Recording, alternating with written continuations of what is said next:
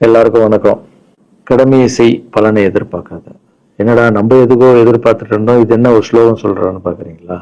எந்த விஷயத்துக்காக நீங்க எதிர்பார்த்துட்டு இருக்கீங்களோ அதுக்கு முன்னாடி ஒரு ஸ்லோகம், ஒரு குட்டி கதை. ஏன்னா இந்த வீடியோ முடியும் போது அந்த ஸ்லோகத்துக்கும் அந்த குட்டி கதைக்கும் ஒரு லிங்க் இருக்கு, சரிங்களா?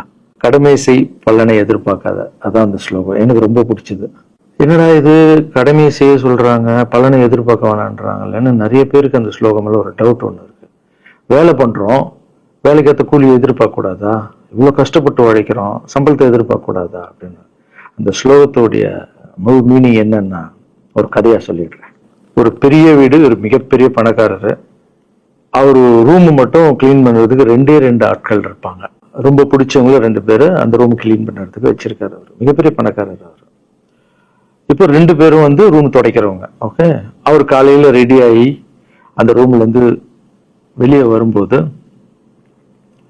அவங்க துடைச்சிட்டு இருக்காங்கல்ல, அதுல ஒருத்தர் அவர் பாட்டுன்னு ஒரு வேலையை பார்த்துட்டு இருப்பார், துடைச்சிக்கிட்டே இருப்பாரு. இன்னொருத்தர் இருக்காருல்ல, அவர் போய், சார் உங்க ட்ரெஸ் சூப்பரா இருக்கு சார், சார் நீங்க போட்டுக்கிற கண்ணாடி நல்லா இருக்கு சார், சென்ட் சூப்பரா இருக்கு சார், நல்லா இருக்கு சார், சூப்பரா இருக்கீங்க சார், எனக்கு பேக் கொடுங்க சார் வாங்கிட்டு போவார். இன்னொரு ஆளு வணக்கம் சார் சொல்லிட்டு வேலையை மட்டும் பார்த்துட்டு இருப்பாரு. இப்படியே தினமும் நடக்கும். அப்புறம் அந்த ஓனர் இந்த ஊரை விட்டு வெளியூருக்கு போறாரு. போகும்போது 2 வேலைக்காரங்களும் கூப்பிட்டு ஒருத்தருக்கு 1 மாசம் சம்பளம் எக்ஸ்ட்ரா.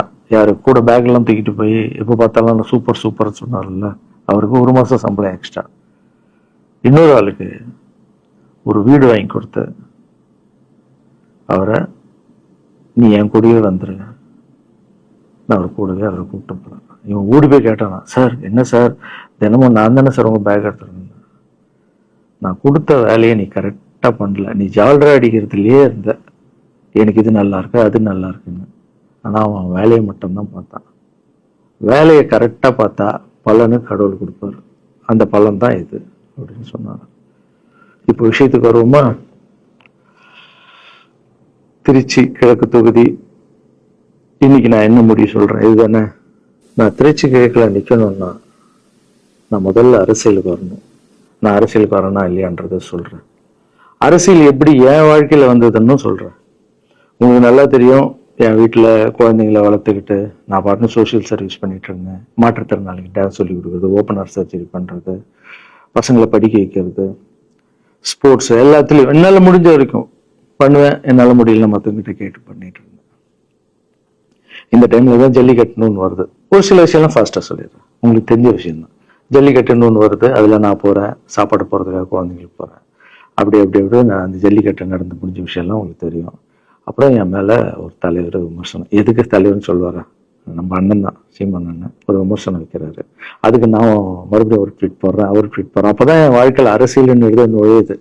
நம்ம சாப்பாடு போறதுக்கு போகணும், இது என்னடா இவ்வளவு பெருசா இருக்கு, அந்த ஜல்லிக்கட்டு தான் எனக்கு அரசியல உள்ள நுழைஞ்சது, என்னடா இவ்வளவு பெருசா இருக்கு அப்படின்னு. அப்படியே போச்சு. அதே தலைவர் தான், அதே சீமான் அண்ணன் தான் ரஜினி சார் அரசியலுக்கு வர்ற மாதிரி பேச்சு அடிபட்ட உடனே அவங்க சைட்ல இருந்து பேசுறாங்க, தலைவரை பத்தி பேசுறாங்க. தலைவர் எனக்கு ஒரு குரு, என்னை வாழ வச்ச தெய்வம், ஒரு அப்பா மாதிரி, ஒரு அண்ணன், அப்பா எல்லாமே சொல்லலாம். ஸோ அவரை பத்தி அதிகமா பேச ஒரு முறையும் சூப்பர் ஸ்டாருக்கு ஃபோன் போடுவேன், அண்ணா ரொம்ப ஓவரா பேசுறாங்க, டெப்பா கம்முன்னு இருக்கண்ணா, நீ சைலண்டா இரு. இப்படியே ஓரளவுக்கு தான் நம்மளால பொறுக்க முடியும். அதுக்கப்புறம் ஆடியோ ரிலீஸ் ஃபங்க்ஷன்ல என் மனசுல எல்லாம் உடைச்சு சொன்னா, அது நீங்களும் பார்த்துருப்பீங்க, தெரியும். அதுக்கப்புறம் ஒரு ரஜினி சாருக்கு ஒரு ஃபங்க்ஷன் வந்தது. அந்த ஃபங்க்ஷன்லயும் பேசினேன் இதை பத்தி. உங்களுக்கு தான் தெரியுமா அந்த வீடியோ, யார் ஓட்ட பந்தயத்துல ஜெயிக்கிறது, இப்ப கூட அந்த வீடியோ போயிட்டு இருக்கு. அதை பேசணும், அது பாட்டு அப்படியே போயிட்டு இருந்தது. அதுக்கப்புறம் பாத்தீங்கன்னா ரஜினி சாரு அரசியலுக்கு வரேன்னு அனௌன்ஸ் பண்றாரு. பண்ண உடனே நான் போய் தலைவரை பாக்குறேன், என்ன வரீங்களா, நான் நியூஸ்ல வருது, ஆமாக்கா நான் வரேன். இன்னும் பயங்கர சந்தோஷம். ஏன்னா வாழ்க்கையில ஒளி ஏற்றி வச்சவர், அவர் அரசியலுக்கு வர்றாரு, அவருக்கு சப்போர்ட்டிவா இருக்கணும் நம்ம. அப்புறம் எல்லாருக்கிட்டையும் போய் நம்ம கேட்டுட்டு இருக்கோம், தலைவர் வந்துட்டாருன்னா எல்லாமே குழந்தைங்களுக்கு இன்னும் நிறைய பண்ணலாம் அப்படின்னு. என்ன நானும் வரேன் அப்படின்னா ரொம்ப சந்தோஷம் அப்படின்னு ஸ்ட்ரெயிட்டா கிளம்பி நான் ட்ரஸ்ட்டுக்கு வரேன். என்னோட ட்ரஸ்ட், என்னுடைய ஃபேன்ஸ் எல்லாரையும் கூப்பிடுறேன். கூப்பிட்டு என்னுடைய வெல்விஷர்ஸ் எல்லாரையும் கூப்பிட்டு உட்கார வச்சு, தலைவர் அரசியலுக்கு வர்றாரு, புரியுதுங்களா? எனக்கு எழுத படிக்க தெரியாது, அதான் ஒரு ட்வீட் போடணும், இதெல்லாம் ரெடி பண்ணுங்கன்னு தமிழ்ல சொல்லிட்டு அவங்க ரெடி பண்ணிட்டு இருக்க ஒரு டீம். இன்னொரு டீம் உட்காந்து என்கிட்ட கேள்வி கேட்குறாங்க, தலைவர் அரசியலுக்கு வந்து அவர் வந்து சிஎம் ஆயிடுவாரு, நீங்க வந்து அமைச்சர் ஆயிடுவீங்களான்னு.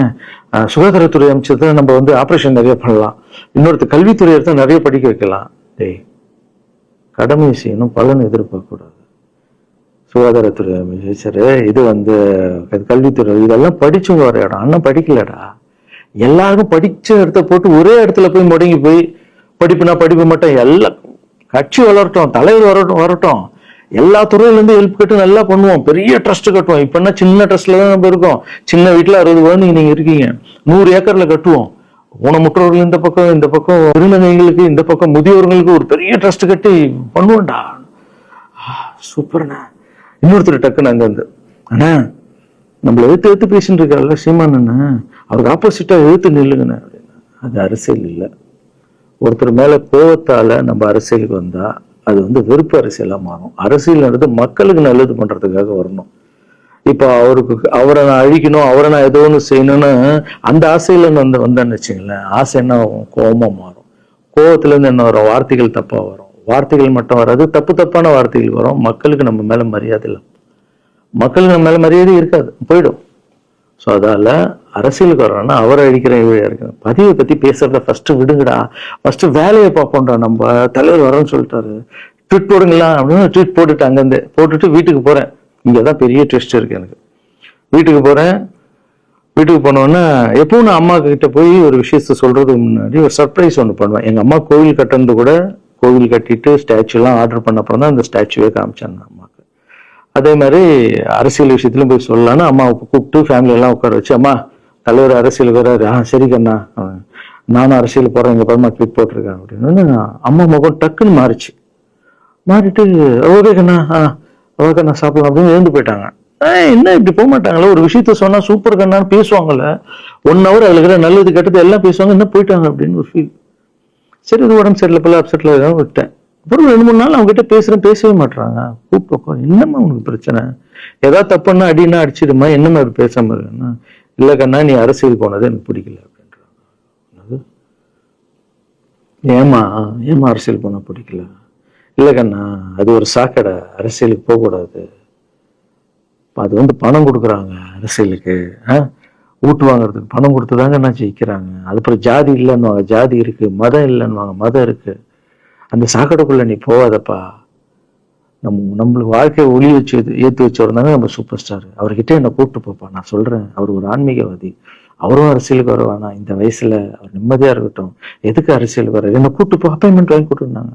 அப்பாயின்மெண்ட் வாங்கி கூடா, நானும் வேற கனவு வந்து மைண்ட் வைஸ், அம்மா நான் சொல்றது கேளுமா, நம்ம எத்தனையோ இப்ப வந்து எல்லா குழந்தைங்களுக்கும் ஒவ்வொரு ஸ்டேஜ்ல போய் கேட்டு தானே ஹெல்ப் நடக்குது. இப்போ தலைவர் வந்துட்டாருன்னா நம்ம தாராளமா பண்ணலாம்லம்மா, உன் கையில எவ்வளவு காசு இருக்கோ அதுக்கு மட்டும் செய், அரசியல் வேணான்னு சொல்றேன் அப்படின்னு போயிட்டான்.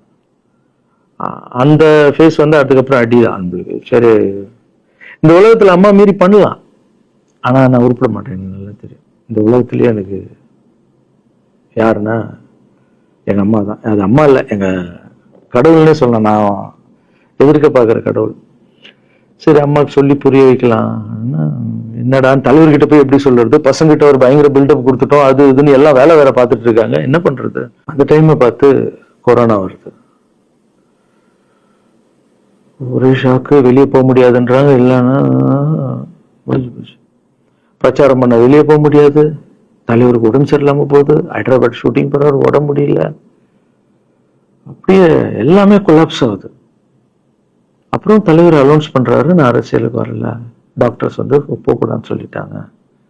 கொரோனா டைம்ல நம்ம வந்து பிரச்சாரம் போக முடியாது, அந்த காரணம் சொன்னாரு, அது உங்களுக்கு எல்லாருக்கும் தெரியும். அவ்வளவுதான், தலைமையில கை வச்சு உட்காந்துட்டோம். நான் ட்ரஸ்ட்ல இருக்கிற குழந்தைங்க மற்றவங்க எல்லாரும் என்னன்னு நினைச்சு ஒர்க் பண்ணிட்டு இருந்தால, எல்லாரும் அப்செட்ல உட்காந்துருக்கோம். தலைவர் ஒருத்தம் போய் பேசி பார்க்கலாம் அவர்கிட்ட, தலைவர் வர்றாரு, கூப்பிடுறாரு, போகணும். அந்த மாதிரி தலைவரை பார்த்தது இல்லை நான். அப்படியே எனக்கு புரிஞ்சது, அவர் ரொம்ப வலியில இருக்காரு அப்படின்னு. எவ்வளவு சுறுசுறுப்பானால உடம்பு முடியலங்கண்ணா. பரவாயில்ல, நம்ம உடம்பு தானே முக்கியம், என்ன இதெல்லாம் என்னன்னா தூக்கி போடுங்கண்ணா. இல்லைங்கண்ணா, இத்தனை வருஷம் என்ன வாழ வச்சாங்கல்ல, அவங்களுக்கு ஏதாவது ஒன்று பண்ணணும்னு நினைச்சாங்கண்ணா, இங்க குத்துதுக்கண்ணா, எனக்கு என்ன பண்றதுன்னு தெரியல, ரொம்ப கஷ்டமா இருக்கு அப்படின்னு. அண்ணே அதை விடுங்கண்ணே, எல்லாம் அப்படின்னு அவர்கிட்ட பேசிட்டு அவர் வந்து அப்போ நான் முன்னாடி பேசும்போது அவர் சொல்றாரு, நான் கூட பதவிக்கு வரணும்னு ஆசைப்படல, இன்னொரு நல்ல ஆள் படிச்ச ஆள் அங்க நிக்க வச்சு பார்க்கணும். யாருன்னு சொல்லுவேன், யாருன்னு கூட சொல்லல. அது அப்படியே போச்சு. அவர் மனசுக்கு மட்டும்தான் தெரியும், யாருன்னு கூட சொல்லல. ரொம்ப அப்செட்டா இருந்தாரு. சரி ஓகே, இதுவும் கடந்து போகணும். அப்படியே கடந்து போச்சு. எனக்கும் காஞ்சனா படம் அது இதுன்னு பெரிய ஹிட் ஆகுது. அதுக்கப்புறம் யாருக்கிட்டையும் நீங்க யாரும் எனக்கு ஹெல்ப் பண்ண வேணாம். முதல் நாள் நான் கலைஞர் ஐயா கிட்ட ஹெல்ப் கேட்டேன். அவர் ஒரு சில குழந்தைங்களுக்கு ஹெல்ப் பண்ணாரு. அதுக்கப்புறம் அன்புமணி ராமதாஸ் ஐயா, அவரும் ஹெல்த் மினிஸ்டர் இருக்கும்போது அவரு ஒரு சில குழந்தைங்களுக்கு ஹெல்ப் பண்ணாரு. அப்புறம் நம்ம விஜய் சார் நண்பர், அவர் ஒரு குழந்தைக்கு ஆப்ரேஷன் பண்ணாரு. ஸோ இருக்கும்போது என்னால முடிஞ்ச வரைக்கும் சொந்த பணத்தை போட்டு பண்ணிடுவாங்க. முடியாத போது தான் நான் அந்த ஹெல்ப்பை கேட்பேன். இப்பதான் நல்லா வந்துட்டுமே, யாருக்கும் எனக்கு பணம் கொடுக்க வேணாம், இனிமே என் சொந்த பணத்திலே பண்றேன்னு சொல்லிட்டு நான் பாட்டுன்னு ஒரு வீடியோ கூட நான் போட்டேன், இனிமே யாரும் பணம்லாம் கொடுக்க வேணாம் அப்படின்னு. அப்படியே போயிட்டு இருக்கு. காஞ்சனா எல்லாம் முடிஞ்சு ஜிகிர் தண்டா படம் ரிலீஸ் ஆகுது. ஜிகிர் தண்டா பார்ட்டி போயிட்டு இருக்கு. டைரக்டர் நின்று பேசி, நான் டைரக்டர் கிட்ட போனேன். டைரக்டர் யாருக்கிட்ட போன்ல பேசிட்டு இருக்காரு. அப்படியே பேசிட்டு இருக்கிறவரு டக்குன்னு இந்த சீமான் என்ன பேசுவான்னு கொடுத்துட்டாரு என்கிட்ட. அவருக்கும் தெரியாது நான் பேசப்போ. அவர்கிட்ட லாரன்ஸ் பேசுவாரு, சீமான் ரெண்டு பேரும் சைலண்ட். நானும் எதுவும் பேசல, சீமானும் எதுவும் பேசல. அப்படியே ஒரு நிமிஷம் அப்படியே நிக்கிறோம். பெரியவர்ல என்னலாம் அண்ணன் அப்படின்னு, அவ்வளவுதான் அண்ணன். பயங்கர பாசம். எந்த இடத்துல கோவம் இருக்கும் அந்த இடத்துல குணம் இருக்குன்னு சொல்லுவாங்கல்ல. அண்ணன் புகழ்ந்து தள்ளுறாரு ஜிகர் தண்டாவை. இப்படி பண்ண கண்ணா, அப்படி பண்ண இவ்வளவு சூப்பரா பண்ண, அந்த சீன் எனக்கு ரொம்ப பிடிச்சதுன்னு. அவருடைய அன்பு தான் தெரியும்ல, எல்லாமே அதிகமா இருக்கும் அண்ணன்கிட்ட. அண்ணா ரொம்ப சந்தோஷமா வாழ்த்தினாரு. அப்புறம் நான் மாற்றம்னு ஒரு அமைப்பு ஆரம்பிச்சிருக்கேன்ல, இந்த விவசாயிகளுக்கு டிராக்டர் கொடுக்கறது, அப்புறம் மாற்றுத்திறனாளிக்கு ஸ்கூட்டி கொடுக்கறது, எல்லாமே அதை பார்த்துட்டு பத்திரிகையாளர் கேட்குறாங்க அவர்கிட்ட, ரகுவலரன் சார் மாற்றம் அமைச்சிருக்காருன்னா நல்ல விஷயம் தம்பி, நல்லா பண்ணிட்டோம், நல்லா இருக்கட்டும் அப்படின்னு வாழ்த்தினாரு. ஸோ ஒரு பெரிய பிரச்சனைக்கு கடவுளே அதை அப்படியே சால்வ் பண்ணி வச்ச மாதிரி ஆயிடுச்சு. அப்படியே போச்சு. ஆனா நீங்க நல்லா இருக்கணும், எங்க இருந்தாலும் நல்லா இருப்பீங்க. எப்பெல்லாம் ட்ரஸ்ட்டுக்கு போகும்போது பசங்க எல்லாம் கேட்பாங்க, அந்த 100 ஏக்கர் ட்ரஸ்ட் குழந்தைங்க, சரி ஓகேடா. அப்படி பாத்தீங்கன்னா நண்பர் விஜய் சார் கிட்ட பேசிட்டு இருக்கும்போது நான் வர அரசியலுக்குன்றாரு. நிஜமான நண்பா அப்படின்னு, எஸ் அப்படின்னு. மறுபடியும் போய் ட்ரஸ்ட்ல உட்காந்து டேய் நண்பர் வராரு. ஏன்னா சூப்பர் ஸ்டார் எனக்கு எவ்வளவு க்ளோஸோ, நண்பர் கூட அவ்வளவு க்ளோஸ் தான் எனக்கு. ஏன்னா மேகமாய் போகிறேன்ற சாங்ல நான் அவருக்கு டான்ஸ் மாஸ்டரா பண்ண ஆரம்பிச்சேன். அதுக்கப்புறம் நிறைய சாங் பண்ணேன், சரக்கு வச்சிருக்கேன். அது உங்களுக்கு தெரியும், அந்த தாம் தக்க தீம் தக்க. அவருக்கு மட்டும் நான் ஸ்பெஷலா பண்ணி கொடுத்துட்டு போவேன். தமிழ் வேற யாருக்கும் பண்ண மாட்டேன். அவர் கூப்பிட்டா வருவேன், தலைவர் கூப்பிட்டா வருவேன், சாங் பண்ணிட்டு போவேன். அவரு வரணும் போது எஸ், ஏன்னா அவர் ஒரு முடிவு எடுக்க மாட்டாரு, எடுத்தாருன்னா அவர் நல்ல உழைப்பாளி பண்ணுவார் அப்படின்னு நினைச்சு மறுபடியும் போய் ட்ரஸ்ட் ஆளுங்கெல்லாம் பேசுறதுக்கு முன்னாடி, ஐயோ அம்மா இருக்காங்களே பிடிக்காத, ஃபர்ஸ்ட் அங்க கரெக்ட் பண்ணுவாங்கல்ல, அங்க போனேன். அம்மா நண்பர் அரசியலுக்கு இருப்பான், என்னம்மா அப்பதான் ஓகே, இப்ப எல்லாம் மாறி இருக்கு, போலாமா, நீ ஃபர்ஸ்ட் அவர்கிட்ட ஒரு அப்பாயின்மெண்ட் வாங்க, நான் உன்னை கூப்பிட்டு போறேன் அப்படின்னா. கூப்பிட்டு போய் இந்தப்பா என் பிள்ளைய ஒப்படைக்கிறேன் பாத்துக்கப்பான்னு சொல்லுன்னு பார்த்தா, என்னம்மா பேச போறான்னு கேட்டேன். நீ அரசியலுக்கு வராத தம்பி, இது ஒரு சாக்கடை, நீ அரசியலுக்கு வராத, நீ ரொம்ப சைலண்டான ஆளு, உனக்கு இதெல்லாம் செட் ஆகாது, பணம் கொடுத்தாதான் ஜெயிக்க முடியும், ஜாதி இருக்கு மதம் இருக்கு, இதெல்லாம் தாண்டி வருது கஷ்டம், நான் அவர்கிட்ட சொல்றேன்ப்பா அப்படின்னு. அப்படியே புரிஞ்சுக்குமாண்ணா, டேய் மீன் குழம்பு வச்சிருக்கேன் சாப்பிட்றேன், அதே மீன் குழம்பு. ஓகே நான் நினைச்சிட்டேன் நம்ம ஜாதகத்துல இல்லை போல, சரி விட்டுடலாம், சரி இப்போ விட்டுருவோம், ஒரு 2-3 நாளைக்கு அப்புறம் மறுபடியும் பேசுவோம் அப்படின்னு மறுபடியும் பேசுறேன். அதே மறுப்பு தான். நானும் நண்பர்கிட்ட பேசுறேன், அம்மா அப்படி சொல்றாங்க நண்பா, அவங்களுக்கு தெரியல, அவர் நிறைய பேச மாட்டாரு, வயசானவங்க இல்ல, தெரியல, வந்தப்புறம் புரியும், ஒரே வார்த்தை தான். அதுக்கப்புறம் போன்ல கூட்டணி கட்சியெல்லாம் வராது போது, நண்பா என்னடா யாரும் கூட்டணி கட்சி வரல நண்பா, இது அது எனக்கு ஒருத்தர் பிடிச்சிட்டாங்கன்னா மனசுல பட்டதை எல்லாமே சொல்லிட்டு இருப்பேன். அது நல்லதோ கெட்டதோ, என் பழக்கம் அப்படிதான், பிடிக்கலாம் தூரம் ஒதுங்கிடுவேன். அப்படியே போகுது. எலெக்ஷன் வருது, அனௌன்ஸ் பண்றாங்க, எலெக்ஷன் நண்பர் நிக்கிறாரு. ரிசல்ட் அன்னைக்கு டோட்டலா மாறுது எல்லாமே, அப்படியே தலைக்கீழே ஆகுது, புரட்டி போடுறாரு சரித்திரத்தை. வேறம்மா முதல்ல தெரிஞ்ச எங்க அம்மாவை தான். எனக்கு ரொம்ப ஆசையாயிடுச்சுன்னா எங்க அம்மா மேல, அம்மா பேரு கண்மணி, கண்மணி அப்படின்னு தான் கூப்பிட்டு போவேன். எங்கன்னு கூட்டு போனா அம்மா கொண்டு என்னடா இவ்வளவு உஷாரா வர என்ன விஷயம் இங்கதான் உங்ககிட்ட தான் பேசணும். நீ என்னம்மா சொன்ன? பணம் கொடுத்தாதான் ஓட்டு போடுவாங்க, ஜாதி இருக்கு, மதம் இருக்கு, புது ஆளுங்களை வர விட மாட்டாங்க, ஜெயிக்க முடியாது, இதெல்லாம் சொன்னல. நண்பர் ஜெயிச்சிட்டார் பத்தியாமா. அந்த ஒரே ஒரு முகத்துக்காக ஓட்டு போட்டிருக்காங்க. நம்பிக்கையான ஆள் வந்தா போடுவாங்கம்மா, நல்லவங்க எல்லாம் வரலாமா, புரிஞ்சுக்கமா, என்ன விடுமா. இப்ப என்னம்மா சொல்ற அப்படின்னு கேட்டேன். முதல் முறையா எங்க அம்மா முகத்துல ஒரு சிரிப்பை பார்த்தேன். ஆமா கண்ணா, அந்த பிள்ளை எல்லாத்தையும் மாத்திடுச்சு, இவ்வளவு பெரிய வெற்றி அடிவாருன்னு நான் எதிர்பார்க்கலப்பா. ஒரு நல்ல மனுஷன் பண்ணணும்னு நினைச்சா அது முடியுங்கண்ணான்ற நம்பிக்கை எனக்கு வந்திருக்குப்பா அப்படின்னு அம்மா சொன்னா. அப்ப என்ன போயிடலாமா, ஓகேவா அப்படின்னு கேட்டேன். போகண்ணா, நீ நினைச்ச மாதிரி பண்ணு அப்படின்னு அம்மா சொன்னோன்னு காலில சாஸ்தாகமா வந்தேன். தேங்க்யூ சோ மச்மா அப்படின்னு. ரொம்ப ஹாப்பி நானு. அம்மா ஓகே சொல்லிட்டாங்க அரசியல் வர்றதுக்கு. இப்ப நான் தாய்க்கு நிகரான்னு நினைக்கிறேன். என் ரசிகர்கள் கேட்கிறேன், நான் அரசியலுக்கு வரலாமா? இதை பார்த்துட்டு இருக்கிறவங்களுக்கு, இந்த மக்களை கேட்கிறேன், நான் அரசியலுக்கு வரலாமா? அந்த தகுதி எனக்கு இருக்கா?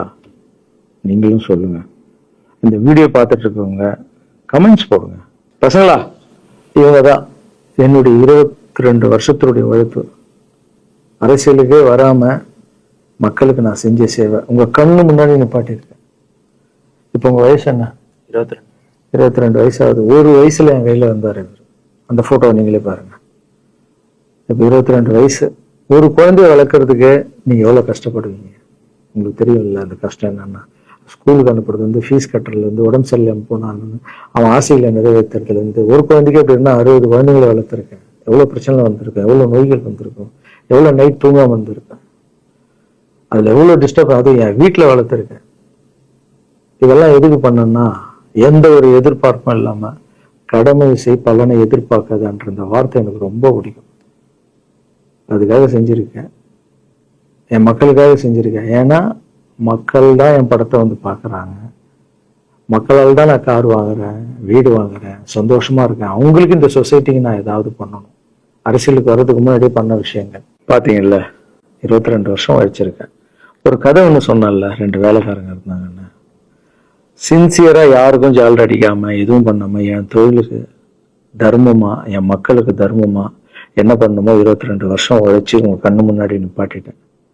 அந்த ஓனர் ஒரு பலன் கொடுத்தார்ல, அந்த ஓனர் யார் தெரியுமா? கடவுள். அந்த கடவுளுக்கு தெரியும் எனக்கு என்ன பலன் கொடுக்கணும். இதுக்குதான் அந்த கதை லிங்க் ஆகும்னு சொன்னேன். ஸோ நீங்க சொல்லுங்க, நான் அரசியலுக்கு வரணுமா வேண்டாம்? வேண்டாம்னா என்ன சொல்லுங்க. வாப்பா, வாடாகண்ணா, வா நண்பா, வாங்கண்ணா அப்படின்னு சொல்லுங்க. என் முடிவை நான் உங்களுக்கு சொல்றேன். உங்க முடிவுக்காக காத்திருக்கேன்.